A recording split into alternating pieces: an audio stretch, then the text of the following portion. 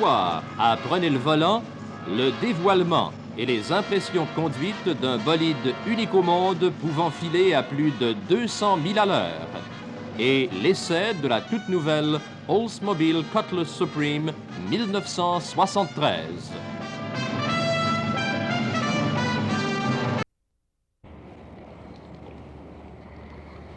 De tous les constructeurs automobiles nord-américains, c'est incontestablement General Motors qui, en 1973, possède et propose la plus grande série de nouveautés. Alors que les autres manufacturiers se contentent de mettre l'accent sur les nouveaux pare-chocs plus robustes et les dispositifs anti-pollution d'une meilleure efficacité, le premier des trois grands, tout en se conformant lui aussi aux nouvelles normes gouvernementales, nous offre un renouvellement complet de sa gamme de voitures intermédiaires. Les petites Buick, les Chevrolet Chevelle, les Pontiac Le Mans et les Oldsmobile Cutlass Supreme ont fait peau neuve et nul doute qu'elles susciteront beaucoup d'intérêt auprès des automobilistes. Si ces nouvelles voitures sont définitivement une réussite sous l'aspect esthétique, à quoi doit-on s'attendre une fois installé au volant? C'est pour tenter de répondre à cette question que nous avons fait l'essai de la Oldsmobile Cutlass Supreme 1973. La voiture mise à notre disposition était un coupé à montants centraux, ou si vous aimez mieux, ce qu'on appelait autrefois un sedan deux portes. Cette carrosserie se distingue par ses glaces de custode Opera, selon le terme utilisé par General Motors. Entre nous, il s'agit de ces petits hublots taillés dans les montants arrière du toit et que l'on retrouvait sur certains modèles de grand luxe il y a quelques années. On remarque également que les glaces latérales n'ont pas d'encadrement, un exercice de style qui a pour but de recréer la ligne hardtop. L'effet est sans doute réussi, mais la solution ne nous apparaît pas très heureuse. Ces glaces sans encadrement sont si grandes que leur solidité nous a semblé précaire et elles constituent une autre source de bruit au passage de mauvaises routes. Côté mécanique, cette Oldsmobile Cutlass ne possède rien de très spécial, si ce n'est la présence de freins à disque à l'avant offerts en équipement de série. Le moteur est le traditionnel V8 de 350 pouces-cubes, accouplé à une transmission automatique à 3 rapports. Notre voiture d'essai était également dotée d'une direction assistée et de pneus extra larges G70-14, tandis que la suspension est toujours à pont arrière rigide. Avant de prendre le volant, jetons un coup d'œil sur la présentation intérieure de cette Oldsmobile Cutlass Supreme. On est d'abord étonné par la largeur des portes qui sont vraiment massives et souvent difficiles à refermer, spécialement pour une femme. Elles facilitent évidemment l'accès aux places avant et la position de conduite est très convenable. Les sièges, par contre, n'ont malheureusement pas tout à fait la forme d'un vrai siège baquet. Le dossier et l'assise sont plutôt plats et on ne bénéficie d'aucun support en virage. Le petit hublot qui remplace les glaces latérales à l'arrière contribue à réduire un peu l'angle mort causé par le montant du toit, mais on ne peut dire que la visibilité vers l'arrière est parfaite. Si la Oldsmobile a souvent eu la réputation d'être une voiture bien construite, le modèle que nous avons essayé constituait sans doute l'exception à la règle. En effet, la qualité de la finition n'était pas tellement convaincante et nous avons relevé plusieurs fautes d'assemblage. Par contre, le tableau de bord est simple mais fonctionnel. Ainsi, les cadrans possèdent un fond noir avec bande de lecture de couleur argent, ce qui les rend très faciles à consulter. Les contrôles sont aussi très bien disposés et ne donnent lieu à aucun délai en cas d'urgence. La mise en route du lave-glace entraîne automatiquement le fonctionnement des essuie-glaces et les manettes du système de chauffage sont également bien à portée de la main. La ventilation est aussi particulièrement soignée grâce à la présence de 4 aérateurs au tableau de bord. En plus, 2 des 3 tirettes servant à ouvrir la ventilation sont placées dans le champ d'action du conducteur. Cette Oldsmobile Cutlass, par contre, ne peut en aucun cas être considérée comme une véritable 4 places.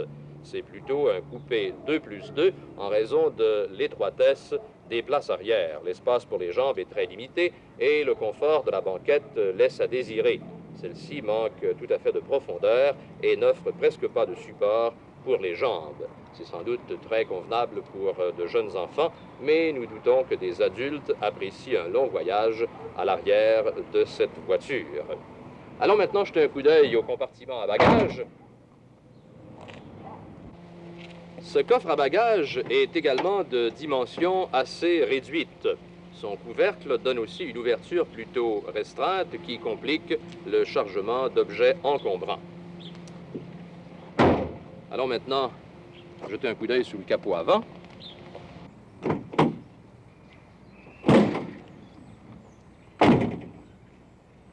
À l'avant, on remarque d'abord les nouveaux pare-chocs nouvelle mode des voitures 1973.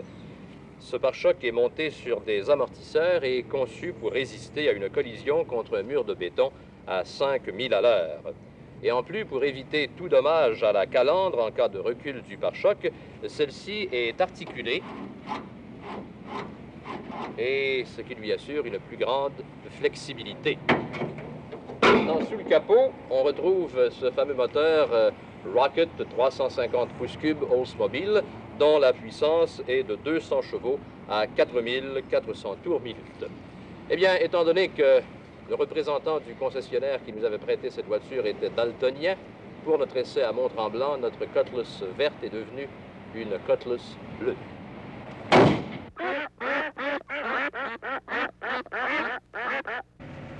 Mettons d'abord à l'épreuve les nouveaux pare-chocs amortissants de cet Oldsmobile en précisant qu'il est assez surprenant qu'il ne soit pas muni d'une butée de caoutchouc en équipement standard. Comme on pourra le voir, ce pare-choc résiste très bien à une collision de 5000 à l'heure en reculant de quelques pouces avant de reprendre sa position originale. On risque toutefois d'abîmer les chromes.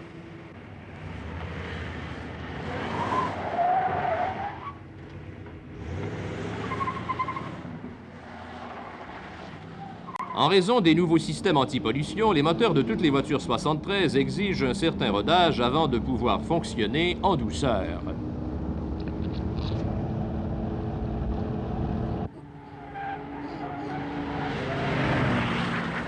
Toutefois, malgré certaines hésitations et un ralenti irrégulier, les performances sont très semblables à celles de l'an dernier. La consommation d'essence est encore plus élevée, mais pour le reste, on note peu de changements.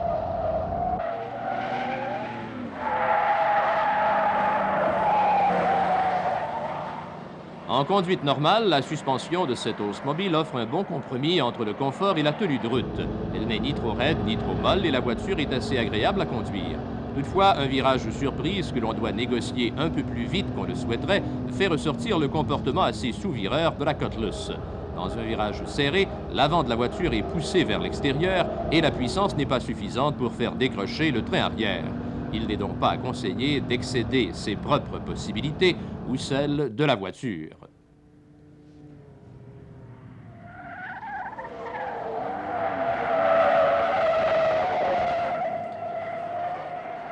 La direction assistée ne permet pas non plus de contrôler la voiture avec la rapidité et la précision que l'on souhaiterait.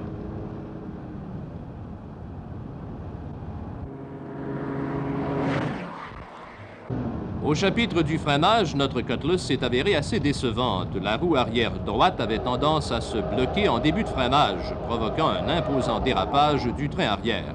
Après un usage intensif, les freins surchauffent énormément. Même à froid, les distances de freinage sont très longues et il faut 165 pieds pour s'immobiliser à 60 000 à l'heure. Enfin, la transmission automatique fonctionne à merveille et c'est tant mieux car lors d'un arrêt d'urgence, on a besoin de toute sa concentration pour garder le contrôle de la voiture.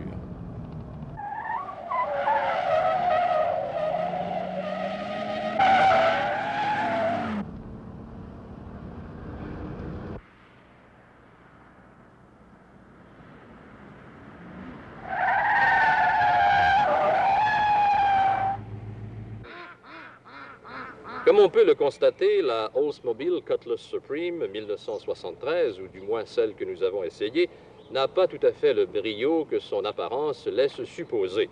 Toutefois, même si son comportement est un peu décevant, on doit souligner que la voiture n'a pas de vices majeurs en conduite normale, sauf peut-être au chapitre du freinage. Par contre, si les qualités routières de cette voiture sont valables, son aspect pratique du moins en version coupée de porte, laisse à désirer.